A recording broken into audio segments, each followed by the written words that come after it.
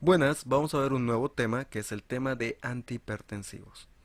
Pero antes de hablar de los medicamentos que sirven para esta enfermedad que es la hipertensión arterial, tenemos que ver el concepto de esta. ¿Qué es la hipertensión arterial? Es una patología crónica que consiste en el aumento de la presión arterial. Decimos que es crónica porque desde el momento que se instaura va a durar toda la vida hasta el momento de la muerte del paciente. Por esta razón el tratamiento también tiene que ser constante y tiene que durar toda la vida. Una de las características de esta enfermedad es que no presenta signos o síntomas claros, por eso se lo hace difícil diagnosticar, ¿no?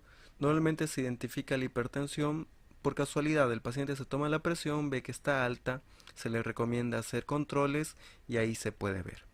Cuando hablamos de por qué se causa la hipertensión, tenemos diversas etiologías, no podemos identificar una tal cual y decir esta es la causante. Entonces, vamos a ver un poco de esta enfermedad, vamos a ver también los tratamientos que sirven para la hipertensión, las primeras líneas de tratamiento y vamos a ir avanzando conforme a los fármacos que hay para esta enfermedad. Cuando hablamos de hipertensión también hablamos de que es uno de los principales predisponentes a diferentes enfermedades, las cuales son resultado de la complicación de esta. Tenemos lo que son las enfermedades coronarias, tenemos el fallo cardíaco y tenemos los accidentes vasculares. Dentro de lo que es la enfermedad coronaria tenemos el infarto agudo de miocardio, que es uno de los más comunes, tenemos lo que es la insuficiencia cardíaca y también tenemos lo que dentro de los accidentes cardiovasculares, los ACVs, el accidente cerebrovascular, que también es resultado de una hipertensión no tratada. ¿Qué órganos se ven afectados en la hipertensión arterial? Tenemos aquí una lista, tenemos lo que es el corazón, el encéfalo, cerebro, tenemos los riñones, la retina y los grandes vasos. Y acá abajo tenemos un concepto que dice que es la principal determinante de los ACVs e infartos. Entonces, ¿qué sucede? La presión arterial nos sirve para poder determinar el grado de perfusión hacia los tejidos, ¿no? La presión arterial es eso. Ayuda a que la sangre pueda llegar hacia todos los tejidos del cuerpo. Cuando hay una disminución de la presión arterial, hay una mala perfusión de los tejidos. Cuando hay un exceso de presión arterial, podemos ver lesión a nivel de los tejidos. No está llegando a mucha presión. Entonces, en vez de estar dando un buen grado de perfusión, estamos dañando. Está llegando con mucha presión. Y los órganos que se dañan son, como pueden ver acá, son órganos que tienen vital importancia en el organismo. Cuando hablamos del tratamiento antihipertensivo, hablamos de dos cualidades principales que deben tener estos medicamentos. El primero es que deben modificar el curso natural del estado hipertensivo. Esto significa de que tiene que hacer disminuir la presión arterial. Y el segundo punto, la segunda cualidad, es que debe prevenir las complicaciones de la hipertensión. Estos medicamentos tienen que tener estos dos determinantes o cualidades. Uno, disminuir la presión y también prevenir las complicaciones de esta enfermedad. Si tiene estas dos cualidades, el medicamento sirve o es terapéutico. Aquí tenemos un cuadro que nos intenta explicar lo que son las etiologías de la hipertensión. En la parte inferior tenemos los determinantes, el exceso de la ingesta de sodio, la alteración genética, el estrés, la obesidad y la disfunción endotelial. Cada una de estas constantes produce alteraciones en la fisiología normal de este sistema, produciendo el trastorno y progresivamente con el paso del tiempo produce el daño permanente sobre el sistema vascular. El exceso de sodio acompañado del estrés, la obesidad, el sedentarismo, normalmente son los predisponentes más comunes y de los cuales se intenta contrarrestar en lo que es el campo de la prevención médica.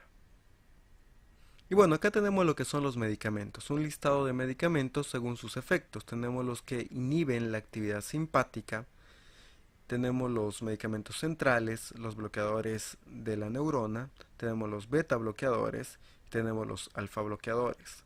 Luego tenemos los medicamentos vasodilatadores, los YECA, los ARA2, los bloqueadores de los canales de calcio y los medicamentos directos o mixtos. Y por último tenemos todos los medicamentos dentro de la familia de los diuréticos. Cada uno de estos los vamos a ir desenglosando en base al tema. Un sistema importante dentro de lo que es el tratamiento y también la fisiología de la presión arterial es este sistema que se llama el sistema renina-angiotensina-aldosterona. Este sistema cumple dos funciones principales. Una de ellas es la retención de líquido, que es el resultado de la retención de sodio que produce también este sistema, con la finalidad de aumentar la presión arterial. Entonces, el sistema renina-angiotensina-aldosterona se encarga del aumento de la presión arterial.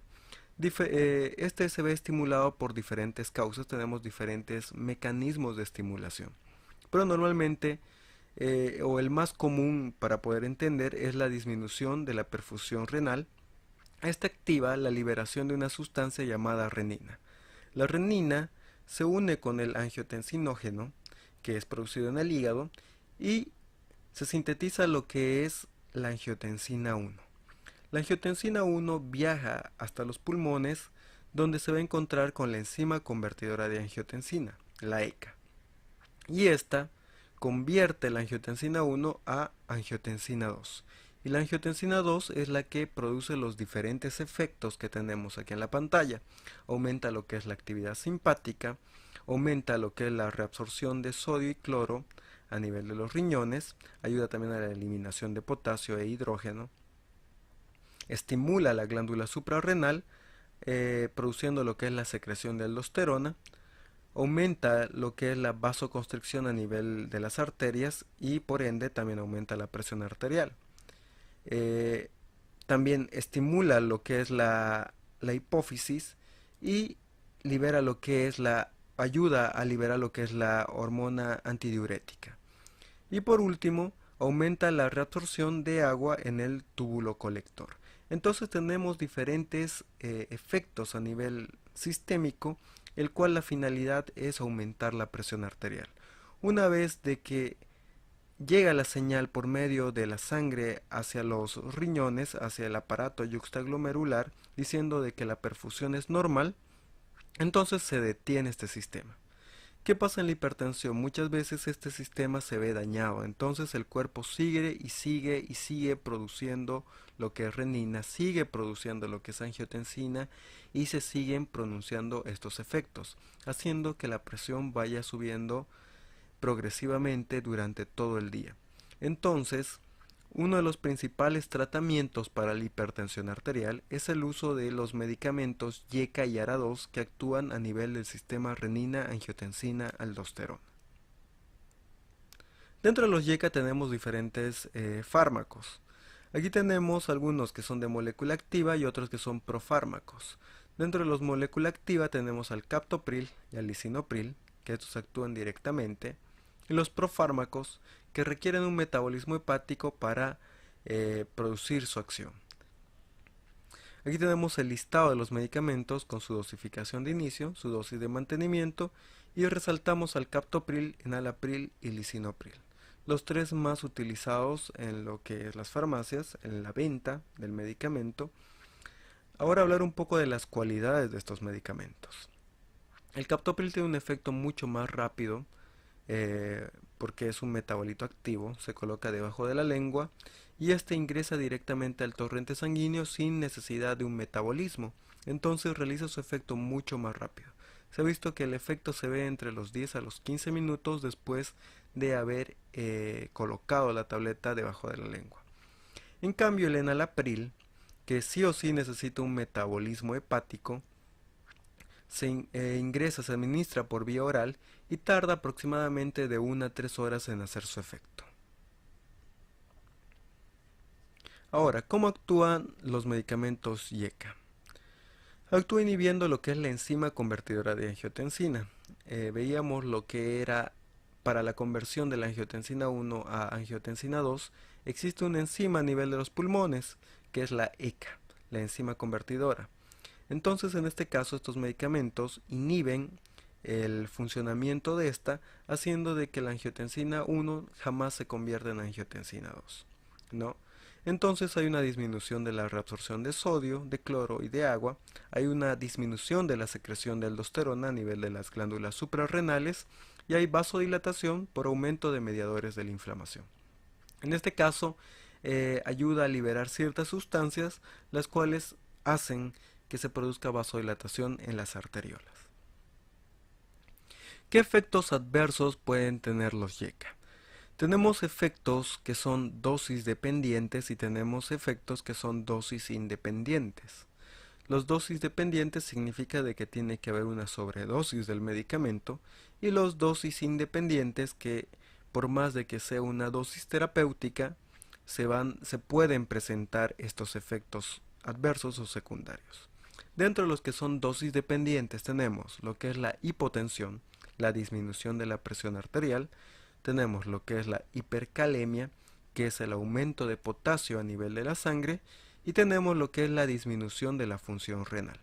Recordar de que los YECA en dosificación básica son nefroprotectores, significa de que protegen los riñones. En cambio, en un aumento de la dosificación vemos todo lo contrario. Y en lo que es dosis independientes tenemos tos. De 5 al 20% de los pacientes presentan este signo en el cual el paciente empieza a presentar tos progresiva desde el momento que empieza a tomar el medicamento. Esto se produce porque hay mediadores de la inflamación a nivel del parénquima pulmonar por el bloqueo de los SECA, entonces se va a producir la tos no expectorativa. Es importante explicarle al paciente de que él no está enfermo, sino de que es un efecto secundario del tratamiento. Hay menos frecuentes como lo que es el angioedema. También esta se produce también por el acúmulo de diferentes mediadores de la inflamación. Algunos pacientes pueden presentar hipersensibilidad con el exantema cutáneo, normalmente para lo que es el captopril, y puede haber algunos trastornos hematológicos como la neutropenia. Otra familia de medicamentos antihipertensivos son los antagonistas de los receptores de angiotensina 2. Estos son inhibidores competitivos de los receptores de angiotensina 2 tipo 1 y estos predominan en el tejido vascular y en el corazón, así como en el cerebro, suprarrenales y los riñones. Dentro de esto tenemos varios medicamentos, pero uno de los que menciona acá es el losartán, que dice que tiene una unión irreversible al receptor. Aquí tenemos una lista de los medicamentos con su dosificación inicial, con su dosificación máxima, ¿ya? Y las diferentes presentaciones y algunos nombres comerciales. De los más conocidos tenemos al losartán, a lo que es el valsartán y el candesartán. No, estos medicamentos llegan a ser también primera línea de tratamiento para la hipertensión arterial. De los más vendidos lo que es el losartán y el valsartán. Algo importante sobre estos medicamentos es de que la dosificación siempre tiene que estar bien regulada, ¿no? Cuando hay sobredosis del medicamento se presenta lo que es la hipotensión, que es el efecto secundario más común de los antihipertensivos, en el cual en vez de llegar a una presión en el cual el cuerpo funcione de una buena manera, hacemos que se descienda más la presión. Y en esto se produce de que hay una menor perfusión hacia tejidos y también se ven afectados los órganos importantes como cerebro, riñones, corazón y demás. Entonces, la dosificación siempre tiene que ser exacta. ¿Cómo actúan los ARA2? Estos medicamentos disminuyen lo que es la contractibilidad del músculo lisovascular, produciendo lo que es la vasodilatación, y también inhiben lo que es la formación de diferentes hormonas, una de ellas lo que es la aldosterona. También inhiben lo que es la actividad del sistema renina-angiotensina-aldosterona, con mayor eficacia que los YECA, ya que estos inhiben lo que es la síntesis de angiotensina 2 por actuar sobre los SECA, no afectando otras vías alternativas de síntesis de angiotensina 2. ¿Qué efectos adversos se pueden presentar dentro de lo que es el tratamiento con antagonistas de los receptores de angiotensina tipo 2? Primero, lo que es dosis dependientes tenemos que se puede observar lo que es la hipotensión, disminución de la presión arterial, lo que es la hipercalemia, que es el aumento de potasio a nivel plasmático, y también lo que es la disminución de la función renal. Aparte de eso, el medicamento tiene capacidad fetopática, por lo que está contraindicado en el embarazo. Tanto los YECA como los ARA2 no se deben dar en el embarazo. Acá tenemos un cuadro que nos muestra lo que son los nombres genéricos, algunos nombres comerciales y en un recuadro bien marcado lo que es la eliminación tanto por la vía renal como por la vía hepática. En el lado izquierdo tenemos lo que es la eliminación renal y en el lado derecho tenemos lo que es la eliminación hepática. Pueden fijarse de que la eliminación renal es mucho menor que la eliminación hepática. Por esta razón, estos medicamentos se pueden utilizar en pacientes renales, obviamente bajo un control estricto, pero están contraindicados en pacientes que tienen patologías hepáticas. Otra familia de medicamentos antihipertensivos que tenemos son los beta bloqueadores o beta bloqueantes. Estos medicamentos están indicados en diferentes instancias de la enfermedad o en diferentes etiologías, en el cual se presenta con un aumento de renina, donde hay un gasto cardíaco elevado, donde el paciente presenta lo que es cardiopatía isquémica o se puede presentar algún tipo de enfermedades hormonales como el hipertiroidismo. Estos medicamentos actúan a nivel del miocardio y también en menor medida en lo que son los vasos sanguíneos. En el miocardio disminuye lo que es la fuerza contráctil del corazón y también disminuye lo que es la frecuencia cardíaca. Con el tiempo de la administración de este medicamento persiste lo que es la acción hipotensora y bradicardizante.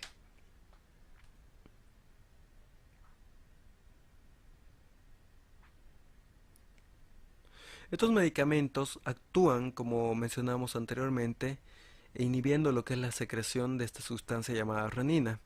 Por ende, hay una disminución de la creación de angiotensina 2 y disminuyen los efectos de este sistema. A dosis altas puede alterar lo que es la función del sistema nervioso simpático y también es uno de los que produce aumento de la síntesis de prostaglandinas. ¿Cómo se clasifican los betabloqueadores? Tenemos los betabloqueantes beta 1 cardioselectivos, dentro de lo que es el atenolol, el metoprolol. Tenemos los betabloqueantes no cardioselectivos como el propanolol, el sotalol, los betabloqueantes con propiedades vasodilatadoras propias, el celiprolol, y los betabloqueantes con acción adicional alfa bloqueante como el carvedilol y la betalol. Hay varios medicamentos conocidos dentro de esta lista como el atenolol, el carvedilol, el labetalol. Dentro de lo que es el tratamiento con beta bloqueantes hay lo que son las contraindicaciones o precauciones que se debe tener con el paciente. Primero, está contraindicada la medicación con beta bloqueantes en pacientes que tienen insuficiencia cardíaca descompensada o que presentan arritmias. Una vez de que el paciente se ve estabilizado, se puede utilizar esta medicación, pero siempre bajo estricto control. En pacientes diabéticos debe utilizarse con precaución por sus potenciales efectos metabólicos y en la recuperación de la hipoglicemia. Esto significa de que muchas veces aumenta lo que es los niveles de glúcidos en la sangre, entonces puede producir problemas en el tratamiento. También en pacientes con bloqueo de primer grado, falla renal, falla hepática, embarazo y lactancia está totalmente contraindicado. Dentro de los medicamentos antihipertensivos tenemos esta familia que se llama calcioantagonistas.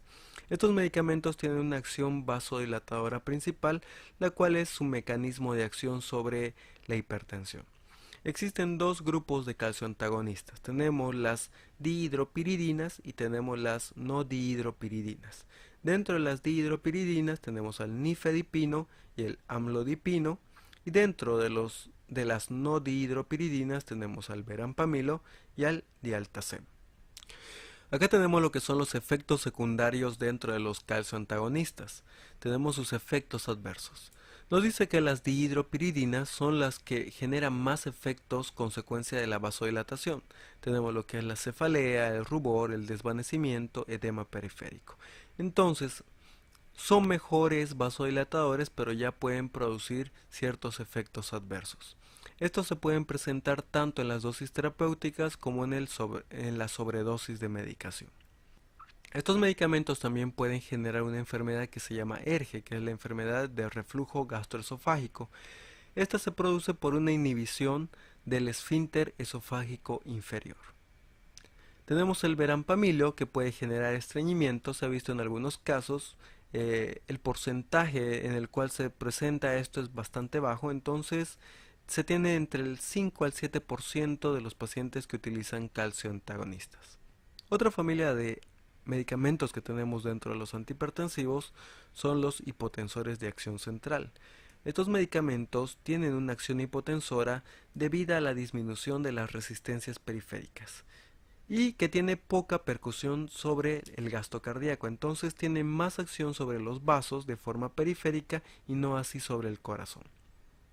La acción alfa-adrenérgica provoca efectos centrales no deseados como la sedación, somnolencia, torpeza mental y la tendencia depresiva.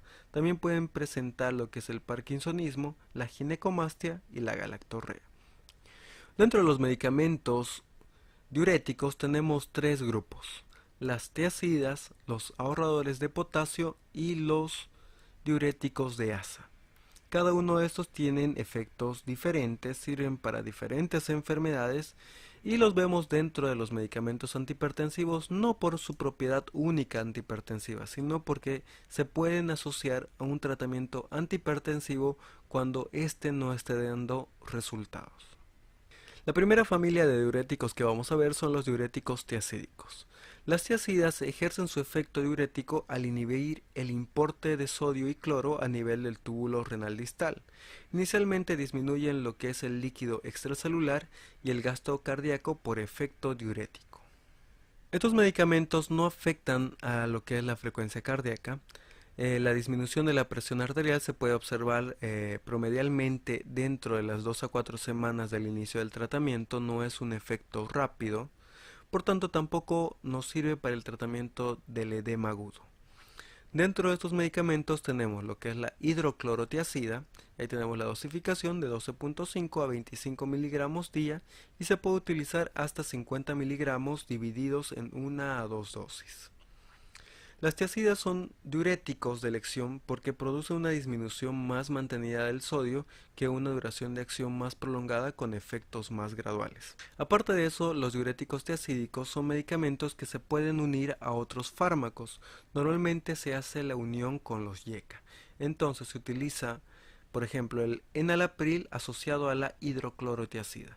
¿Cuándo se realizan estas uniones farmacológicas? Como dijimos anteriormente, cuando el tratamiento de monoterapia no nos está sirviendo. Entonces, en algunos casos tenemos que asociar un YECA más una tiazida. Y este va a ser un mejor tratamiento. ¿Qué efectos adversos se presentan dentro de lo que es el tratamiento con tiazídicos? Tenemos ciertos efectos a nivel metabólico, como aumento de las LDL, que son las lipoproteínas, aumento de la hemoglobina glicosilada en diabéticos y pueden disminuir lo que es la tolerancia a la glucosa. Significa de que en estos pacientes se puede ver expresado los niveles de glucosa bastante altos y aparte de eso de que puede producir lo que es la disminución de la tolerancia a la glucosa por parte del músculo. También puede producir lo que es la hiperuricemia, aunque raramente conduce a la aparición de la gota, que es una enfermedad producida por aumento de los cuerpos nitrogenados, y en dosis independientes puede producir lo que es la impotencia sexual, que este es más frecuente cuando se lo asocia a otros tratamientos antihipertensivos.